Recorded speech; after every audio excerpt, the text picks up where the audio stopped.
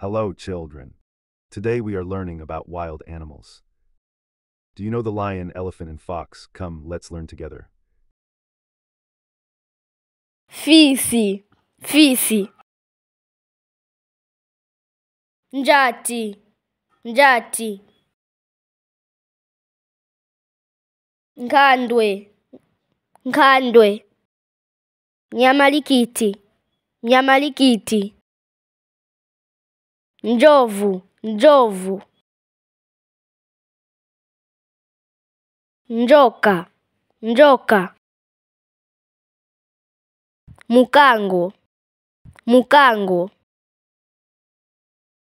Nkhumba yako chire, nkhumba yako chire. Kalulu, kalulu. Thank you, children. Until next time. Goodbye.